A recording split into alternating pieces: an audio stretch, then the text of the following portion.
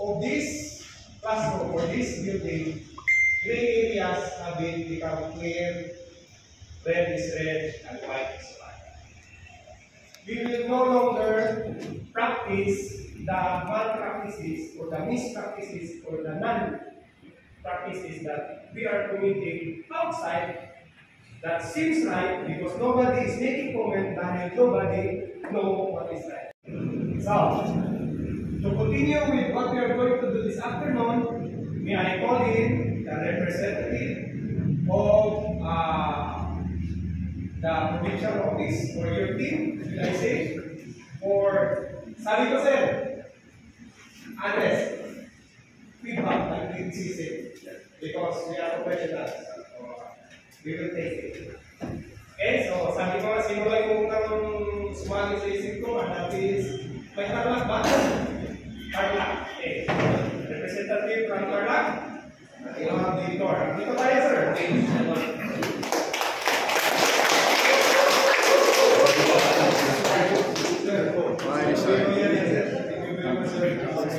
Before I was starting,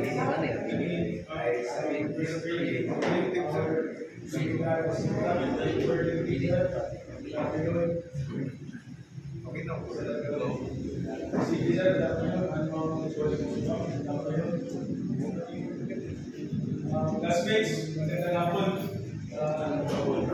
I am here to impart the lessons that I have learned during our POPX.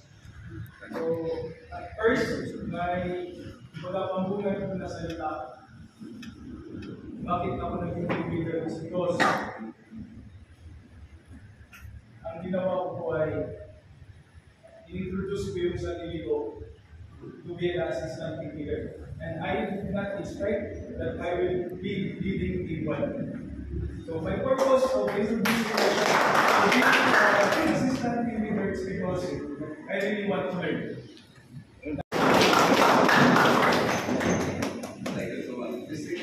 Thank you, sir. The director of National Fiscal Suponta, Commerce Director, I do not want to. Yes, sir.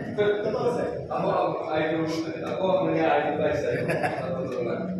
I've done so much sa Philippine National Police Academy pag hindi nyo alam. Si Police Lieutenant Colonel for the information of everybody. So, dito ko ninyo na, pasensya ka na. When I was still assigned to the Philippine National Police Academy, particularly in the academics, wala namang pambayad ang PTA. I do not know why. There's factors. Ganito na, Colonel Balise is not a graduate of the Philippine National Police Academy, but he sacrificed his own money just to pay the instructor. Pero nga, nag-withdraw doon sa upslide just to pay the instructor kasi nahiya siya. Hindi siya graduate academy, that is how he loved the academy. Thank you.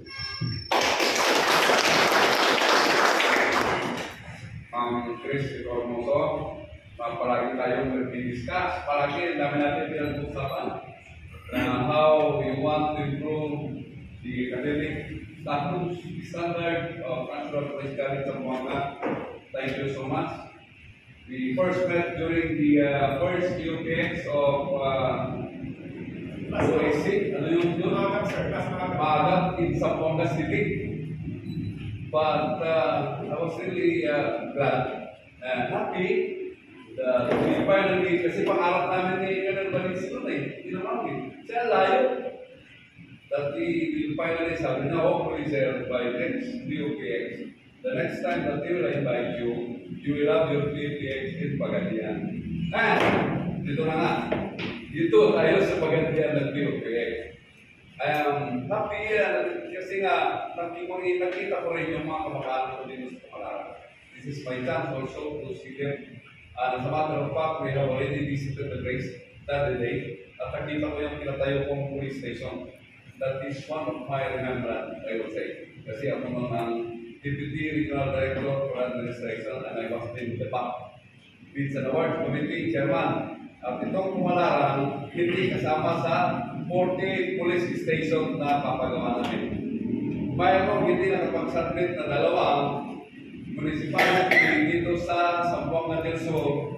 Dumaan ako dito sa Pumalarang and I told them, you can have the deed of donation. I will work it out that the police station will be constructed there in Pumalarang. Ang police station mo ng Pumalarang, ang dingding kawayan na naawa talaga ako ba? Well, I was so happy to see the Pumalarang Municipal Police Station is not like that. And that's what during my time. To the 14 students of class,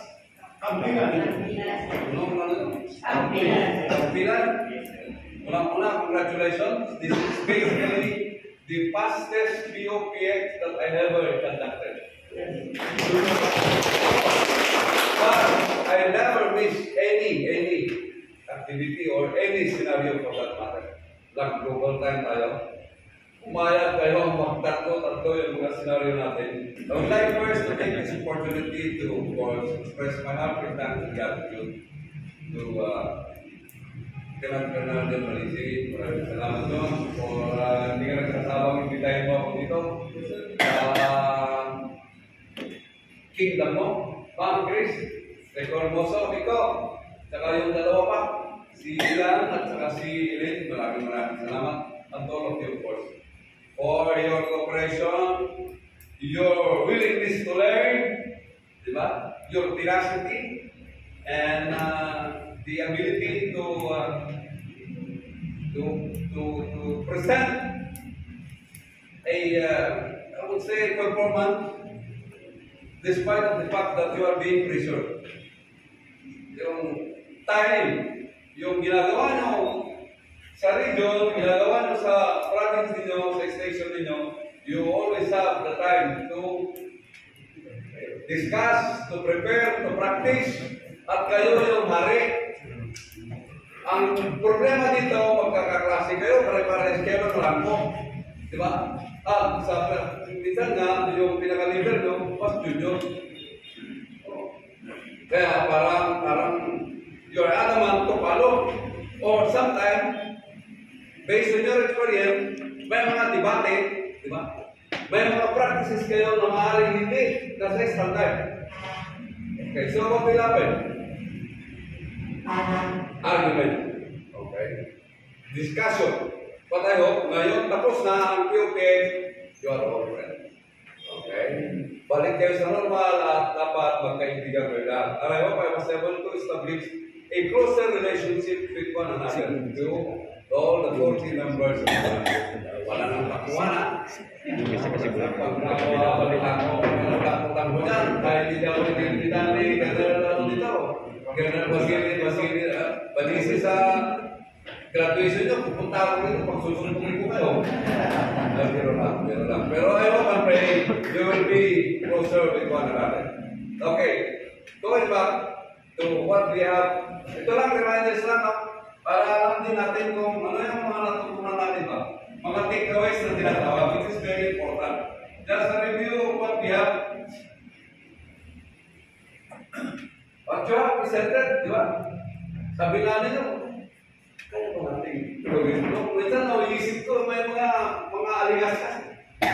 I-convert natin itong maliit na ito na TPO. Pwede ba yun? Pwede, malikin nyo. Di ba? Nakaya naman. They were able to convert the office into a police office. And of course, we are so thankful to the workshop of the building, to the coordination of. Thank you so much for being part of your journey. And I hope to see you wearing your first Sampagita cluster sooner or later, and I will be very happy to see you then. Okay, you take good care of yourself, boys. Stay fit and healthy. Puros mga sumak-sumak pa. Puros kaon-kaon ang puta. Wala exercise. Exercise pa rin. Diba? Huwag mga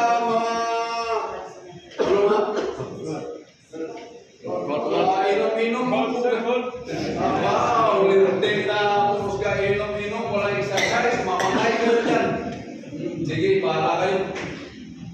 you stay fit and healthy, and may the Lord God bless us always. Maraming salamat!